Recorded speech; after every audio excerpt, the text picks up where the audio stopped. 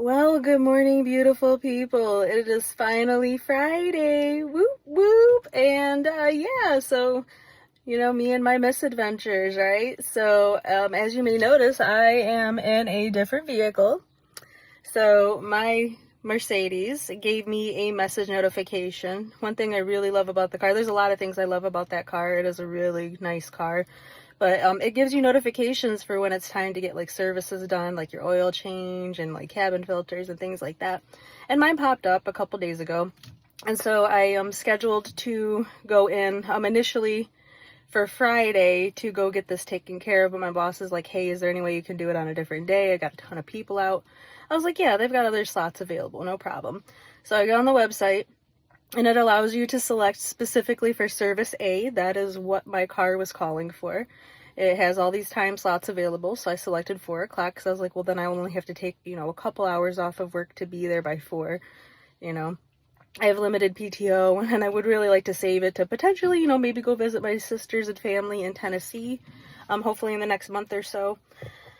And, anyway, so I go there. There's a ton of construction, tons and tons of construction, so I missed my turn. Had to go like a few blocks away, turn around, and like get back to the spot that I needed to be, so already kind of annoying, but I left with plenty of time, so we're okay for time. I pull in and tell the guy why I'm there, and he goes, oh, we're not going to be able to do this today. And I said, what do you mean you can't do it today? He said, well, this is like a 2-hour service, and, we close at 5. I said, really? I said, that's interesting. I said, because I, scheduled specifically for this service. I selected service A for this time slot. He's like, yeah, well, it's going to take 2 hours. I said, it's going to take 2 hours for an oil change? And he said, well, it's a little bit more than that. And he's like, we just want to make sure we're doing everything right. We're doing a good job. And I'm like, well, yeah, I get that. I said, however, I had to leave work 3 hours early to come here to do this. And he's like, well, do you work in town? I said, no, I don't. No, it's not just I could just pop by real quick on my lunch break thing. Like, no. I had to plan this and take PTO to do this.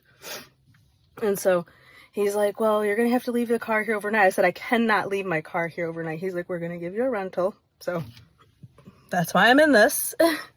He's like, we'll give you a call when your car is ready and you can bring it in. He's like, do you have an idea of when you might be able to bring it back in? I said, no. I was like, Friday's not going to work. That's for sure. You guys aren't open on the weekends. And, yeah, so I don't know when I'm going to be able to go get my car because, again, I have to be able to leave work to be able to do that. So, I don't know. Maybe sometime next week. I know today for sure does not work because my boss specifically said today does not work for him. So, I cannot leave today. So, yeah, that's what's going on. And I'm like, what the hell? And then on top of it, the guy's like, oh yeah, there's like a half tank of gas in there. And I'm like, no, there's not. There's a quarter tank in here. Yeah, whatever. Neither here nor there. But I'm like, if I only put a quarter tank back in this car, are they going to try to like charge me? Because I think they charge like $7 per gallon if you don't like fill up the tank back to where it was. So like, I don't freaking know. I'm so annoyed though. I'm so annoyed. And I wasn't trying to be nasty with the guy. I told him, I was like, listen, I know it's not your fault. I said, however, your guys' website needs some work because like it literally let me specifically select this service for this time slot. And if it couldn't be done, like that needs to be blocked off. Like, like it's not that easy to just come in here and your guys' hours, like when most people are working during that time frame. So yeah, there you go, guys. So me and my misadventures here. So now I'm in this car and it's fine. It's nice. But I like my car a lot better. This is just like a C300 and it's a 24. So it's got a really nice sound system. I will say that it has a much better sound system than I have. It definitely punches when you drive more. Brakes are better, but I like my car. Like it's smushed in here. It's smushed in space and the cup holders are weird and I don't know, but it is what it freaking is. And on top of it, I forgot to, in all the chaos, to grab my garage door opener out of there. And on my key ring, forgot to take my house key and stuff. So now I don't have a way to independently let myself in and out of the house. So thank God Mo's home right now. So, yeah, it's been a week. It's been a freaking week. what should be just like a simple process and oil change. Like that's one thing I will say, like when you go with like kind of like a luxury vehicle, you better have time. You better have time to like do these services, because it's not as simple as going into like Uncle Ed's oil shop and getting it done and being in and out in like, 10 minutes. So yeah, here I am. And yeah, just kind of a rough day. I did have a customer too who I sold to a year ago. Really nice family. They unfortunately do not need the vehicle any longer because their kid passed away, which is kind of one of the sad parts of this business. And the car that she has is a little bit older, and we've got a ton of newer versions here. So I already was like, I don't know if we're gonna buy this back. Like, I'd love to help you guys out. Like, I feel for you, and I understand like it's painful to look at this car and see it, and I don't know if we're gonna buy it back. But I said, but send me all your info. I'll have my appraiser look at it, see if it's something we can help you with. And then of course, like, even though she bought the car like essentially like 8 months ago, it has dropped down like 50% in value, and they would also have to pay off like $5,000 extra of their loan that they still owe on for us to even be able to accept it. I had to pass this info to her, and they're very unhappy, of course. Very unhappy. And I said, listen, I was like, I'm sorry. I was like, I'm just the messenger in this situation. This is what they're saying. And she's like, well, I need a little bit more clarification for where this value is coming from. And, can I talk to your appraiser? And I said, well, he doesn't really talk to customers. I said, that's not really a thing. I said, but I can, see if he's willing to do it, and also B, if I can at least get some more answers for you. Got some more answers. None that are very satisfactory. I had to pass this info to her.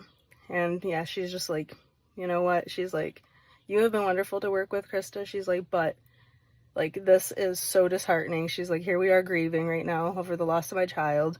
We're asking you guys for some help. And you're telling me that this car has depreciated 50% of its value in the time that we bought it 8 months ago.